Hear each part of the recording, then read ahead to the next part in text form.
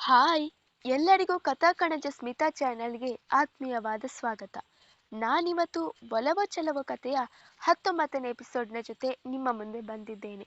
ಈ ಕತೆ ನಿಮಗೆ ಇಷ್ಟವಾಗ್ತಿದ್ದಲ್ಲಿ ಅಥವಾ ನೀವಿನ್ನು ಹೊಸದಾಗಿ ನಮ್ಮ ಚಾನೆಲನ್ನು ನೋಡ್ತಾ ಇದ್ದಲ್ಲಿ ತಪ್ಪದೆ ನಮ್ಮ ಚಾನೆಲನ್ನು ಸಬ್ಸ್ಕ್ರೈಬ್ ಮಾಡಿ. ಹಾಗೆ ಕಥೆಯ ಬಗ್ಗೆ ನಿಮ್ಮ ಅನಿಸಿಕೆಗಳನ್ನು ಕಮೆಂಟ್ ಸೆಕ್ಷನ್ನಲ್ಲಿ ತಿಳಿಸಿ. ಜೊತೆಗೆ ಲೈಕ್ ಶೇರ್ ಕೂಡ ಮಾಡಿ ವಿಡಿಯೋನ ಸಂಪೂರ್ಣವಾಗಿ ನೋಡಿ. ಲೋ ಧೀರು, ನಾನ್ ಬರೋದಿಲ್ಲ ಕಣೋ, ನೀನೇ ಹೋಗು. ನೀನು ಜೀವಂತವಾಗಿ ನಾಳೆನು ಬದುಕಿದ್ರೆ ಆಮೇಲೆ ನಾನು ಬಂದು ಮಾತಾಡಿಸ್ಕೊಂಡು ಹೋಗ್ತೀನಿ ಎಂದು ಡ್ರೈವಿಂಗ್ ಸೀಟ್ನಲ್ಲಿ ಕೂತು ನುಡಿದ ಗೆಳೆಯನ ಬೆನ್ನಿಗೆ ಗುದ್ದಿದ್ದವನು, ಬಾಯಿ ಮುಚ್ಕೊಂಡು ಸುಮ್ಮನೆ ಬಂದ್ರೆ ಸರಿ ಈಗ ಎಂದನು ಧೀರಜ್ ಕಳವಳಗೊಳ್ಳುತ್ತಾ. ಅವರಿಬ್ಬರು ಹೀಗೆ ಆಡುತ್ತಿರುವುದನ್ನು ಗಮನಿಸಿದವಳಿಗೆ ಅಯೋಮಯವೆನಿಸಿತ್ತು. ಆದರೆ ಏನೂ ಮಾತನಾಡಲು ಹೋಗಲಿಲ್ಲ ಹುಡುಗಿ. ನೀನೇನು ಇನ್ನೂ ಹಾಗೆ ಕೂತ್ಕೊಂಡಿದ್ಯಾ, ಇಳಿ ಕೆಳಗೆ, ಮನೆ ಬಂದಾಯ್ತು ಎಂದವನು ಕೆಳಗೆ ಇಳಿಯಲು ನೋಡಿದರೆ, ಹೇಯ್, ನಾನ್ಯಾಕೋ ಬರಲಿ ನಿಮ್ಮನೆಗೆ, ನೀನೆಷ್ಟೇ ತಿಪ್ಪರ್ಲಾಗ ಹಾಕಿದ್ರು ನಾನು ಬರಲ್ಲ ಬರಲ್ಲ ಬರಲ್ಲ ಎಂದಳು ಕಡ್ಡಿ ತುಂಡು ಮಾಡುವಂತೆ. ಸುಮ್ಮನೆ ಹಠ ಮಾಡಬೇಡ ದೀಪ, ಮರ್ಯಾದೆಯಿಂದ ಕೆಳಗಡೆ ಇಳಿ, ಇಲ್ಲ ಅಂದ್ರೆ ದೇವಸ್ಥಾನದಿಂದ ಹೇಗೆ ಎತ್ಕೊಂಡು ಬಂದ್ನೋ ಹಾಗೆ ಇಲ್ಲೂ ಮಾಡಬೇಕಾಗುತ್ತೆ ಎಂದು ಎಚ್ಚರಿಕೆ ವಹಿಸಿದವನು ಕಾರ್ನಿಂದ ಕೆಳಗಿಳಿದರೆ ಅವನನ್ನು ಕಂಡು ಕಾಳಮ್ಮನವರಿಗೆ ಆದ ಸಂತೋಷ ಹೇಳತೀರದು. ಅಲ್ಲಿ ಸೇರಿದ್ದ ಎಲ್ಲ ಜನರು ಅವನನ್ನು ಕಾಣುತ್ತಿದ್ದ ಹಾಗೆ ಸಂಭ್ರಮದಿಂದ ಕೂಗಲು ಶುರು ಮಾಡಿದರು. ಅವನು ಬಿಳಿ ಬಣ್ಣದ ಪಂಚೆ ಶರ್ಟ್ ಹಾಕಿಕೊಂಡಿರುವುದನ್ನು ಕಂಡು ಕಾಳಮ್ಮನವರು, ನೋಡಿದ್ರೇನ್ಲ ಈ ಕಾಳಮ್ಮನ ಮಗನನ್ನ, ಈಟು ವರ್ಷ ಪಟ್ಟಣದಾಗಿದ್ರುವೆ ಅವನ ಉಡುಗೆ ತೊಡುಗೆನಲ್ಲಿ ಯಾವುದೇ ಬದಲಾವಣೆ ಆಗಿಲ್ಲ, ಇದು ಕಂಡ್ಲ ನನ್ನ ಮಗಂಗೆ ನಾನು ಕೊಟ್ಟಿರೋ ಸಂಸ್ಕಾರ ಎಂದು ಹಿರಿ ಹಿಗ್ಗಿದರು. ಸಂಸ್ಕಾರ ಅಲ್ಲ ಕಣಮ್ಮೋ, ಅವನು ಈಗಾಗಲೇ ಸಂಸಾರಸ್ಥ ಆಗೋಗವನೆ. ಈ ಇಸ್ಯ ನಿಂಗೆ ಗೊತ್ತಾದ್ರೆ ಅದೇನೇನೆಲ್ಲ ಆಗುತ್ತಂತ ಭಯ ಆಯ್ತೈತೆ ಎಂದು ಮನದಲ್ಲಿ ಹೇಳಿಕೊಂಡನು ಶ್ರೀನಿವಾಸ. ಸಂಭ್ರಮ ಸಡಗರದಿಂದ ಕುಪ್ಪಳಿಸುತ್ತಿದ್ದವರ ಕಣ್ಣುಗಳು ಅವನ ಕೊರಳಲ್ಲಿದ್ದ ಹೂಮಾಲೆಯ ಮೇಲೆ ಹೋಗಿತ್ತು. ಇದೇಲ್ಲ ಸೀನು, ಹೂವಿನ ಹಾರ ಬೇರೆ ಹಾಕೊಂಡವನೇ ಎಂದ ಅಚ್ಚರಿಯಿಂದ ಕೇಳಿದರು. ಅದು ಅವ್ವ, ಅವನು ಈಟು ವರ್ಷ ಪಟ್ಟಣದಾಗಿ ಕೆಲಸ ಮಾಡ್ತಾ ಇದ್ನಲ್ಲ, ಅದಕ್ಕೆ ಅವನ ಕೆಲಸನ ಮೆಚ್ಚಿ ಅಲ್ಲಿರೋ ಅಧಿಕಾರಿಗಳು ಅವನಿಗೆ ಹೂವಿನ ಹಾರ ಹಾಕಿ ಕುಂಕುಮ ಇಟ್ಟು ಸನ್ಮಾನ ಮಾಡಿ ಕಳ್ಸವ್ರೆ ಎಂದು ಬಾಯಿಗೆ ಬಂದ ಸುಳ್ಳು ಹೇಳಿ ತೇಲಿಸಿಬಿಟ್ಟನು. ಈಗಂತೂ ಕಾಳಮ್ಮನವರಿಗೆ ಪರಮಾನಂದ ಆಗಿತ್ತು. ಅಷ್ಟರಲ್ಲಿ ಕಾರ್ನಿಂದ ದೀಪ ಕೂಡಿ ಹಿಡಿದು ಧೀರಜ್ನ ಪಕ್ಕ ಬಂದು ನಿಂತರೆ ಕಾಳಮ್ಮನನ್ನು ಸೇರಿಸಿ ಅಲ್ಲಿದ್ದ ಎಲ್ಲರಿಗೂ ಅಚ್ಚರಿ ಉಂಟಾಗಿತ್ತು. ಹೇ ಹೇ ಸೀನು, ಯಾರ್ಲಾ ಹುಡುಗಿ, ನಮ್ ಧೀರು ಕೂಟ ಯಾಕೆ ಬಂದವಳೆ ಎಂದ ಆಶ್ಚರ್ಯವು ಕಳವಳವು ತುಂಬಿದ ಧ್ವನಿಯಿಂದ ಕೇಳಿದರೆ, ಅವಳೆ ಕಣವ್ವ, ನಿನ್ ಚಿಕ್ಕ ಸೊಸೆ ಕೋಪ, ಅಲ್ಲ ದೀಪ, ಪಟ್ನದಿಂದ ನಿನ್ ಮಗ ಧೀರು ಕರ್ಕೊಂಡು ಬಂದಿರೋದು ಎಂದು ಬಿಟ್ಟನು ಅಷ್ಟೇ. ಕಾಳಮ್ಮನವರ ಎದೆಯೇ ಒಡೆದು ಹೋಗಿತ್ತು. ದೊಡ್ಡ ಮಗ ಶ್ರೀನಿವಾಸನ ಮಾತು ಕೇಳಿ ಕಾಳಮ್ಮನವರ ಎದೆ ಒಡೆದು ಹೋಗಿತ್ತು. ಜೊತೆಗೆ ತನ್ನ ಮಗ ಆ ತರಹದವನಲ್ಲ ಎಂಬ ನಂಬಿಕೆ ಅವರನ್ನು ಕುರುಡರನ್ನಾಗಿ ಮಾಡಿತು. ಅಯ್ಯೋ ದರ್ಬೇಸಿ, ಏನ್ಲ ಬೊಗಳ್ದೆ ನೀನು, ತಮಾಸೆಗೂ ಒಂದು ಮಿತಿ ಅನ್ನೋದು ಇಲ್ವೇನ್ಲ ದರಿದ್ರದವನೇ, ಮೊದ್ಲು ನಿನ್ ಬಾಯಿನ ಹಸು ಗಂಜಲ್ದಾಲ್ಗೆ ತೊಳ್ಕೊ ಹೋಗ್ಲಾ ಎಂದು ಗುಡುಗಿದರು. ಅತ್ತೆಮ್ಮ, ಅವರು ತಮಾಸೆ ಮಾಡ್ತಿಲ್ಲ, ದಿಟಾನೆ ಹೇಳ್ತಾವ್ರೆ. ಆ ಹುಡುಗಿ ನಮ್ ಧೀರು ಎನ್ರು, ಅವರಿಬ್ರುವೆ ಪಟ್ನದಾಗಿ ಲಗ್ನ ಮಾಡ್ಕೊಂಡು ಬಂದವ್ರೆ. ಈ ಇಸ್ಯಾನ ಈಗಾಗಲೇ ಧೀರು ನಮ್ಗೆ ಫೋನ್ ಮಾಡಿ ತಿಳಿಸವ್ನೆ ಎಂದ ಭಾಗ್ಯಳ ಧ್ವನಿ ತಡತರ ನಡುಗುತ್ತಿದ್ದೆ. ಈ ಎಲ್ಲ ಮಾತುಗಳನ್ನು ಕೇಳಿ ನಖಶಿಕಾಂತ ಉರಿದು ಹೋಗಿದ್ದರು ಕಾಳಮ್ಮ. ಆದರೂ ಆ ಸತ್ಯತೆಗಳನ್ನು ಒಪ್ಪಲು ಅವರ ಮನಸ್ಸು ಬಿಡುತ್ತಿಲ್ಲ. ಅಷ್ಟರಲ್ಲಿ ಮೊಂಡು ಹಠ ಮಾಡುತ್ತಿದ್ದ ದೀಪಾಳ ಕೈ ಹಿಡಿದುಕೊಂಡು ಬಂದು ತಾಯಿಯ ಮುಂದೆ ನಿಂತನು. ಅದಾಗಲೇ ಗಂಟಿಕ್ಕಿರುವ ಅವರ ಹುಬ್ಬು ಬದಲಾಗಿರುವ ಮುಖದ ಛಾಯೆ ಕಂಡು ಉಗುಳು ನುಂಗಿಕೊಳ್ಳುವ ಹಾಗಾಗಿತ್ತು ಧೀರಜ್ಗೆ. ಆದರೂ ಅದನ್ನು ತೋರ್ಪಡಿಸಿಕೊಳ್ಳದೆ ನಿಂತಿದ್ದಾನೆ. ಇನ್ನು ದೀಪ ಅಂತೂ ಅಲ್ಲೇನು ನಡೆಯುತ್ತಿದೆ ಅನ್ನುವುದರ ಸುಳಿವು ಸಿಗದೆ ತನಗೂ ಅದಕ್ಕೂ ಯಾವುದೇ ಸಂಬಂಧ ಇಲ್ಲ ಎಂಬಂತೆ ಮುಖ ಸಿಂಡರಿಸಿ ನಿಂತಿದ್ದಳು. ಒಂದು ಬಾರಿ ಮಗನತ್ತ, ಇನ್ನೊಂದು ಬಾರಿ ಮಗನ ಪಕ್ಕ ನಿಂತಿದ್ದ ಹುಡುಗಿಯತ್ತ ದೃಷ್ಟಿ ಬದಲಾಯಿಸಿ ನೋಡುತ್ತಿದ್ದವರು ಮಗನನ್ನ ದಿಟ್ಟಿಸಿ, ಯಾರ್ಲ ಇವಳು ಕೇಳಿದರು. ಅದಾಗಲೇ ಅವಳ ಕೊರಳಲ್ಲಿ ತೂಗಾಡುತ್ತಿದ್ದ ಅರಿಶಿಣದ ದಾರ ಕಂಡು ಸಂಶಯ ಮೂಡಿತ್ತು. ಅವ್ವ, ಇವಳು ದೀಪ ಅಂತ ಎಂದವನಿಗೆ ಮಾತನಾಡಲು ಸ್ವರವೇ ಹೊರಗಡೆ ಬರುತ್ತಿಲ್ಲ.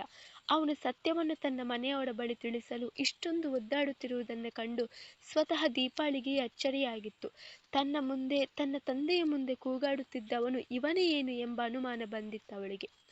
ಇವಳು ದೀಪನಾದ್ರೂ ಆಗಿರ್ಲಿ, ಕ್ವಾಪನಾದ್ರೂ ಆಗಿರ್ಲಿ, ಅದನ್ನ ಕಟ್ಕೊಂಡು ನಂಗೇನಾಗೈತೆ, ಮೊದ್ಲು ಇವಳು ನಿನ್ ಜೊತೆಗೆ ಯಾಕೆ ಅವಳೆ, ಪಟ್ನ ಬಿಟ್ಬಿಟ್ಟು ಈ ಹಳ್ಳಿಗೆ ನಿನ್ ಕೂಟ ಯಾಕೆ ಬಂದವಳೆ ಅಂತ ಬೊಗ್ಳು ಮೊದ್ಲು, ಆಮ್ಯಾಕೆ ಮಿಕ್ಕಿದ್ದನ್ನ ಮಾತಾಡ್ತೀನಿ ಎಂದವಳ ಕಣ್ಣುಗಳಲ್ಲಿ ಜ್ವಾಲಾಮುಖಿಯ ಹೊತ್ತಿ ಉರಿಯುತ್ತಿತ್ತು. ಅವ್ವ, ಇವಳು ನನ್ನ ಹೆಂಡ್ರು, ನಾನು ಇವಳು ಪ್ರೀತಿ ಮಾಡ್ತಿದ್ವಿ, ನಿಂತಾವ ಎಲ್ಲ ಹೇಳಿ ಆಮ್ಯಾಕೆ ಲಗ್ನ ಆಗ್ಬೇಕಂತಾನೆ ಇದ್ವಿ ಕಣವ್ವ. ಅದು ಅವನು ಹೇಳುವ ಮುಂಚೆಯೇ ಅವನ ತುಟಿ ಸೀಳುವಂತೆ ಅವನ ಕಪಾಳಕ್ಕೆ ಬಿಗಿದು ಬಿಟ್ಟಿದ್ದರು ಕಾಳಮ್ಮ. ಅವರ ಅವತಾರ ಕಂಡು ಅಲ್ಲಿ ಸೇರಿದ್ದ ಜನರ ಗುಂಪುಗಳು ಬೆಚ್ಚಿ ಬಿದ್ದಿದ್ದವು. ಬಾಗಿಲ ಬಳಿಯಲ್ಲೇ ತನ್ನ ಮಾವನಿಗಾಗಿ ಕಾಯುತ್ತಾ ನಿಂತಿದ್ದ ಲಕ್ಷ್ಮಿಯ ಕಣ್ಣಲ್ಲಿ ಅದಾಗಲೇ ದುಃಖದಿಂದ ಕಣ್ಣೀರು ಜಮೆಯಾಗಿದ್ದವು.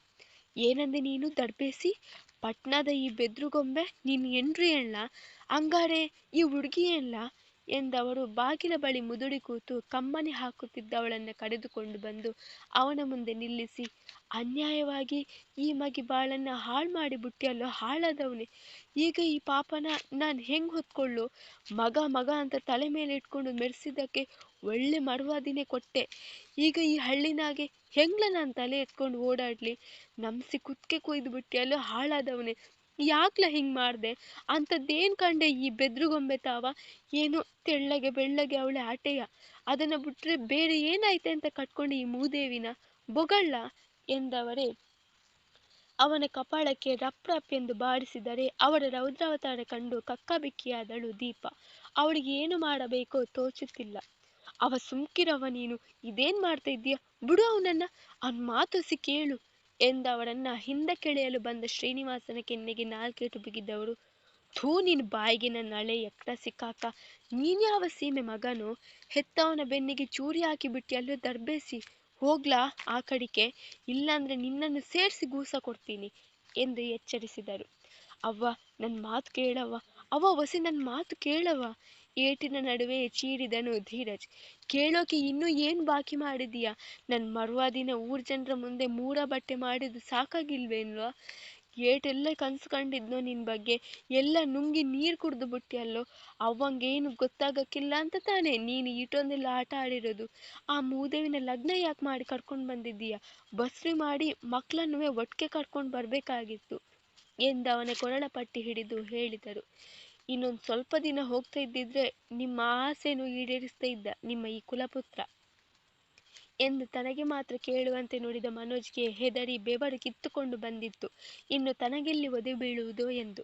ಅವ ದಮ್ಮಯ್ಯ ಅಂತೀನಿ, ಒಸಿ ನಂಗೂ ಮಾತಾಡೋಕೆ ಬಿಡು, ನೀನ್ ತಪ್ಪಾಗಿ ಅರ್ಥ ಮಾಡ್ಕೊಂಡಿಯೇ ಎಂದು ಅಸಹನೆಯಿಂದ ಕಿರುಚಿದನು ಧೀರಜ್. ಬಾಯಿ ಮುಚ್ಕೊಂಡು ಸುಮ್ಕೆ ನಿಂತಿದ್ರೆ ಸರಿ, ಇಲ್ಲ ಅಂದ್ರೆ ಕಟ್ಕೆ ತಗೊಂಡು ಬಂದು ಹಂಗೆ ನಿನ್ ಬಾಯಿನಾಗೆ ತುರುಕ್ಬಿಟ್ಟೇನು ಉಸಾರು ಎಂದು ಎಚ್ಚರಿಸಿದ ಅವರ ಕಣ್ಣುಗಳು ಅವನ ಪಕ್ಕ ಶಿಲೆಯಂತೆ ನಿಂತಿದ್ದ ದೀಪಾಳತ್ತ ಹೋಗಿತ್ತು. ಏನೇ ವಯ್ಯಾರಿ ಎಮ್ಮಾರಿ ಮಾಟ್ಗಾತಿ, ಅದೇನ್ ಮಾಟ ಮಾಡಿಸಿ ನನ್ನ ಮಗನ ಬುಟ್ಟಿಗಾಕೊಂಡಿಯೇ ಎಂದು ಜೋರು ಮಾಡಿದರೆ ಹುಬ್ಬು ಸಂಕುಚಿಸಿ ಕಸಿವಿಸಿ ಕಳವಳದಿಂದ ಧೀರಜ್ ಮುಖ ನೋಡಿದಳು ದೀಪ. ಅವನ ಮುಖ ಏನಮ್ಮಿ ನೋಡ್ತೀಯಾ, ನನ್ನ ಕಡೆ ನೋಡು ಎಂದವಳು ಅವಳ ಕೆನ್ನೆ ತಿವಿದು, ನಿಂತಿರೋದು ನೋಡು ಒಳ್ಳೆ ಮಳ್ಳಿ ಥರ, ನಿನ್ನ ತೀಟೆ ತೀರಿಸ್ಕೊಳ್ಳೋಕೆ ನನ್ನ ಮಗನೇ ಬೇಕಾಗಿತ್ತೇನೆ ನಿಂಗೆ ಮನೆ ಹಾಳಿ, ನಿನ್ನ ಬಾಯಿಗೆ ಮಣ್ಣಾಕ, ಆ ದರ್ಬೇಸಿಗೆ ಹೆಂಗೂ ಬುದ್ಧಿ ಇಲ್ಲ, ನಿನ್ನ ಬುದ್ಧಿ ಎಲ್ಲಿಗೆ ಹೋಗಿತ್ತಮ್ಮಿ, ನಾಚಿಕೆ ಆಗಕ್ಕಿಲ್ಲ ನಿಂಗೆ ಎಂದು ದಬಾಯಿಸಿದರು ಕಾಳಮ್ಮ. ಅವರ ಮಾತು ಕೇಳಿ ನಖಶಿಕಾಂತ ಉರಿದು ಹೋದಳು ಹುಡುಗಿ. ಮೈಂಡ್ ಯುವರ್ ಲ್ಯಾಂಗ್ವೇಜ್, ನಿಮ್ಮ ಮಗನ ಹತ್ರ ಮಾತಾಡಿದ ಹಾಗಲ್ಲ ಈ ದೀಪ ಹತ್ರ ಮಾತಾಡೋದು ಎಂದಳು ತೋರು ಬೆರಳು ತೋರಿಸಿ ಕೋಪದಿಂದ. ಅಯ್ಯೋ ತೆಗಿಯಮ್ಮಿ ಕೈನ, ಮಾಡಿರೋದೆ ಮಣ್ ತಿನ್ನೋ ಕೆಲ್ಸ, ಅಂಥದ್ರಾಗೆ ನಂತ ಅವನೇ ಕೈ ಬಿಡಲು ತೋರಿಸಿ ಧ್ವನಿ ಏರ್ಸಿ ಮಾತಾಡ್ತೀಯ, ಭಲೆ ಇದ್ದೀಯ ಕಣಮ್ಮಿ, ನಿನ್ನೀ ಆರಾಟ ನಂತ ಅವ ನಡೆಯಕ್ಕಿಲ್ಲ, ಮೊದ್ಲು ನನ್ನ ಮನೆಯಿಂದ ಆಚೆ ನಡೀರಿ ಇಬ್ರುವೆ ಎಂದವರು ಅವರಿಬ್ಬರ ಕತ್ತಿಗೂ ಕೈ ಹಾಕಲು ಮುಂದಾದರೆ ತಕ್ಷಣ ಅವರ ಕಾಲಿಗೆ ಬಿದ್ದ ಧೀರಜ್, ತಪ್ಪಾಯ್ತವ್ವ ಕ್ಷಮಿಸ್ಬಿಡು ಎಂದುಸಿರಿ ತನ್ನ ಪಕ್ಕ ನಿಂತಿದ್ದವಳ ಕೈಯನ್ನು ಹಿಡಿದು ಎಳೆದು ಅವಳ ಕಾಲಿಗೆ ಬೀಳುವಂತೆ ಮಾಡಿದರೆ ದೀಪ ಪೆಚ್ಚಾಗಿ ಬಿಟ್ಟಳು. ಯು ಈಡಿಯಟ್, ನನ್ನನ್ನು ಯಾಕೋ ಬೀಳಿಸಿದೆ, ಏನು ಅಮ್ಮ ಮಗ ಸೇರ್ಕೊಂಡ್ರು ಇಬ್ರು ಡ್ರಾಮಾ ಕಂಪನಿ ಸ್ಟಾರ್ಟ್ ಮಾಡ್ಕೊಂಡಿದ್ದೀರಾ, ಈ ದೀಪ ಹತ್ರ ನಿಮ್ಮ ಆಟ ನಡೆಯಲ್ಲ ಎಂದಳು ಬಿದ್ದಲ್ಲಿಂದಲೇ ಅವನಿಗೆ ಮಾತ್ರ ಕೇಳಿಸುವಂತೆ. ಸ್ವಲ್ಪ ಬಾಯಿ ಮುಚ್ಕೊಂಡಿರು, ಇದು ಜಸ್ಟ್ ಟ್ರಯಲ್ ಅಷ್ಟೇ, ನೀನು ಇನ್ನು ಹೀಗೆ ಲಬಲಬೋ ಅಂತ ಬಾಯಿ ಬಡ್ಕೊಳ್ತಿದ್ರೆ ನಮ್ಮಮ್ಮ ನಿಂಗೆ ಸಿನಿಮಾನೇ ತೋರಿಸಿ ಬಿಡ್ತಾರೆ ಎಂದು ಪಿಸುಗುಟ್ಟಿದ್ದವನು ಬಾರದ ಕಣ್ಣೀರನ್ನ ಕಣ್ಣಲ್ಲಿ ಬಳಸಿಕೊಂಡು ತನ್ನ ಯೋಜನೆಯಂತೆ ತಾನೇ ಬರೆದು ತಾನೇ ನಟಿಸಿದ ಹೊಸ ಸುಳ್ಳಿನ ಕಂತೆಯ ಸಿನಿಮಾವನ್ನ ಪ್ರಾರಂಭಿಸಿದನು. ಅವನು ದಿಢೀರನೆ ತನ್ನ ಕಾಲಿಗೆ ಸಾಷ್ಟಾಂಗ ನಮಸ್ಕಾರ ಹಾಕಿದ್ದನ್ನು ಕಂಡು ಗಲಿಬಿಲಿಗೊಂಡರು ಕಾಳಮ್ಮ. ತನ್ನ ಸಿಟ್ಟನ್ನೆಲ್ಲ ತಾತ್ಕಾಲಿಕವಾಗಿ ಸ್ವಲ್ಪ ಸಮಯದ ಮಟ್ಟಿಗೆ ಬದಿಗೆ ತಳ್ಳಿದವರು, ಏಯ್ ಎದ್ದೇಳ ಮ್ಯಾಕೆ, ಇದ್ಯಾ ಹೊಸ ಖ್ಯಾತಿ ತೆಗಿತಿದ್ಯಾ? ನೀನೆಂತ ಕಲಾಕಾರ ನನ್ನ ಮಗ ಅನ್ನೋದು ನಂಗೆ ಶಾನೆ ಗೊತ್ತದೆ. ಈ ಕಾಳವ್ವ ಆಟು ಬೇಗ ಮೋಸ ಹೋಗಕ್ಕಿಲ್ಲ, ಏಳ್ಲ ಮ್ಯಾಕೆ, ಇಲ್ಲ ಅಂದ್ರೆ ಹಂಗೆ ಜಾಡ್ಸಿ ಒದಿತೀನಿ ಎಂದು ಗುಡುಗಿದರು.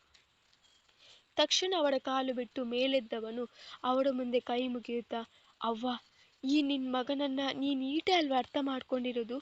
ನಿನ್ ಮಗನವ್ವ ಈ ದೀರು, ಹಂಗೆಲ್ಲ ತಪ್ಪು ಹೆಜ್ಜೆ ಇಡೋನು ಅಲ್ವೇ ಅಲ್ಲ ಕಣವ್ವ. ನಾನು ಈ ಪಟ್ಟಣದಿಂದ ಲಗ್ನ ಮಾಡ್ಕೊಂಡು ಕರ್ಕೊಂಡು ಬರೋಕ್ಕೂ ಒಂದು ದೊಡ್ಡ ಕಾರಣ ಐತೆ. ಅದೇನಂತ ತಿಳ್ಕೊಳ್ದೆಯ ನೀನು ನನ್ನ ಮ್ಯಾಗೆ ಕೈ ಮಾಡಿ ಅನ್ಬಾರ್ದು ಮಾತೆಲ್ಲ ಅಂದು ನನ್ನ ಮನಸ್ಸಿಗೆ ಭೋ ಘಾಸಿ ಮಾಡಿಬಿಟ್ಯವ್ವ. ನಿಂಗೇನೆ ನಾನು ಬ್ಯಾಡ ಅಂದ್ಮೇಕೆ ನಾನಿಲ್ಲಿ ಯಾಕಿರ್ಲವ್ವ? ನಿನ್ನ ಖುಷಿನೇ ನನ್ನ ಖುಷಿ. ಈಗ್ಲೂ ನೀನು ಸಂದಾಗಿರ್ತೀಯ ಅಂದರೆ ಈ ಊರು ಬಿಟ್ಟೆ ಹೊಂಟೋಯ್ತೀನಿ. ಮತ್ಯಾವತ್ತು ಈ ಊರ ಕಡೆ ತಲೆ ಹಾಕಲ್ಲವ್ವ. ಎಲ್ಲಾದರೂ ದೇಶಾಂತರ ಹೊಂಟೋಯ್ತೀನಿ, ಇರಕ್ಕಿಲ್ಲ ನಾನಿಲ್ಲಿ ಎಂದವರಿಗೆ ಬೆನ್ನು ಹಾಕಿ ಸಣ್ಣ ಮಕ್ಕಳಂತೆ ಮೂಗನ್ನು ಸೊರಸೊರ ಮಾಡುತ್ತಾ ಅಳಲು ಶುರು ಮಾಡಿದರೆ ಕಾಳಮ್ಮನವರಿಗೆ ಕರುಳು ಹಿಂಡಿದಂತೆ ಆಗಿತ್ತು. ಆದರೆ ಇದೆಲ್ಲವೂ ಅವನ ಎರಡನೆಯ ಸಿನಿಮಾದ ಕ್ಲೈಮ್ಯಾಕ್ಸ್ ಎನ್ನುವುದು ದೀಪಾಳಿಗೆ ಬಿಟ್ಟರೆ ಬೇರೆ ಯಾರಿಗೂ ತಿಳಿದಿರಲಿಲ್ಲ. ಏನವ ಇದು, ಅವನೊಳ್ಳೆ ಸಣ್ಣ ಐಕ್ಳು ಥರ ಅಳ್ತಾವನೆ, ನೋಡ್ತಾ ಇದ್ರೆ ನನ್ನ ಕರುಳೆ ಕಿತ್ತು ಬರ್ತಾ ಐತೆ. ಈಗಲೂ ನಿನ್ನ ಕೋಪ ತಾಪ ಇಳಿಲಿಲ್ವೇನವ್ವ? ತಪ್ಪು ಮಾಡೋದು ಸಹಜ, ತಿದ್ದಿ ನಡೆಯೋನು ಮನುಜ ಅಂತ ದೊಡ್ಡವರು ಹೇಳಿಲ್ವೇನವ್ವ? ಯಾರ್ಯಾರನ್ನ ಕ್ಷಮಿಸಿದ್ದೀಯಂತೆ, ಅಂಥದ್ರಾಗೆ ಹೆತ್ತ ಮಗನ ಕ್ಷಮಿಸಿ ಮನೆ ಒಳಗೆ ಕರ್ಕೊಳ್ಳೋಕೆ ಏನು ಕಷ್ಟನವ್ವ ನಿಂಗೆ ಎಂದು ತಾಯಿಯನ್ನು ಅಪ್ಪುಸಲಾಯಿಸಲು ನೋಡಿದನು ಶ್ರೀನಿವಾಸ. ಹೌದು ಅತ್ತೆವ್ವ, ಇಷ್ಟಕ್ಕೂ ಧೀರು ಅಂತ ತಪ್ಪು ಏನು ಮಾಡವನೆ? ಏನೋ ಪಟ್ಟಣದ ಹುಡುಗಿನ ನೋಡಿ ಲಗ್ನ ಮಾಡ್ಕೊಂಡು ಕರ್ಕೊಂಡು ಬಂದವನೆ, ಆಟಿ ತಾನೆ. ಇವತ್ತಲ್ಲ ನಾಳೆ ಅವನು ಲಗ್ನ ಆಗಲೇಬೇಕಲ್ಲ ಅತ್ತೆವ್ವ. ಎಲ್ಲ ಅದ್ಯಾವ್ರಿಚ್ಛೆ ಅಂದ್ಕೊಂಡು ತಪ್ಪನ್ನು ಹೊಟ್ಟೆಗೆ ಹಾಕೊಂಡು ನನ್ನ ಮೈದುನನ ಒಳಕ್ಕೆ ಕರ್ಕೊಳ್ಳಿ ಅತ್ತೆವ್ವ ಎಂದು ಗಂಡನಂತೆಯೇ ತಾನು ವಿನಂತಿಸಿಕೊಂಡಳು ಭಾಗ್ಯ. ಒಸಿ ನೀವಿಬ್ರು ಸುಮ್ಕಿರ್ತೀರಾ? ನೀವೇ ಮಾತಾಡ್ಕೊಳ್ಳೋದಾದ್ರೆ ಮನೆ ಯಜಮಾನಿ ಅಂತ ಅನ್ನಿಸ್ಕೊಂಡ ನಾನು ಯಾಕೆ ಇವನಿಲ್ಲಿ ಗೆನ್ಸ್ ಕೀಳೋಕ? ನಾನು ಧೀರುನ ಹೆತ್ತವ್ವ, ನಂಗೂ ಸಂಟ ಆಯ್ತದೆ, ನಾನು ಮನುಷ್ಯಲೇ, ಮನ್ಸನ್ನೋದು ನನಗೂ ಐತೆ. ನೀವು ಒಸಿ ತೆಪ್ಪಗಿರಿ ಎಂದು ಅವರಿಬ್ಬರಿಗೂ ತನ್ನದೇ ಶೈಲಿಯಲ್ಲಿ ಗದರಿದವಳು. ಏನಂದೆ ನೀನು? ಏಲ್ಲ ಅಂದೆ? ಊರು ಬಿಟ್ಟು ದೇಶಾಂತರ ಹೊಂಟೋಗ್ತೀಯಾ ಕೇಳಿದಳು ಕಳವಳದಿಂದ. ಉತ್ತರಿಸಲಿಲ್ಲ ಅವನು, ಬದಲಾಗಿ ಇನ್ನಷ್ಟು ತನ್ನ ಅಳುವಿನ ಸದ್ದನ್ನು ಜೋರು ಮಾಡಿದನು. ಏಯ್ ಧೀರು, ಏಳ್ಲ ಇದು, ಒಳ್ಳೆ ಚಿಕ್ಕ ಮಕ್ಳಂಗೆ ತಿರುಗ್ಲ ಈ ಕಡೆ, ಒಸಿ ಅವನ ನೋಡು, ಅದೇನು ಆಯ್ತಂತ ಬುಡ್ಸಿ ಹೇಳ ಎಂದವನ ತನ್ನತ್ತ ತಿರುಗಿಸುವ ಪ್ರಯತ್ನ ಮಾಡಿದಳು ಕಾಳಮ್ಮ. ಮುಂದುವರಿಯುವುದು. ಧೀರುವಿನ ಹೊಸ ಕತೆ ಏನಿರಬಹುದು? ಅವನೇ ಸೃಷ್ಟಿ ಮಾಡಿರೋ ಹೊಸ ಕತೆ. ನೆಕ್ಸ್ಟ್ ಎಪಿಸೋಡ್ನ ಮಿಸ್ ಮಾಡ್ಕೋಬೇಡಿ, ಇಂಟ್ರೆಸ್ಟಿಂಗ್ ಆಗಿದೆ.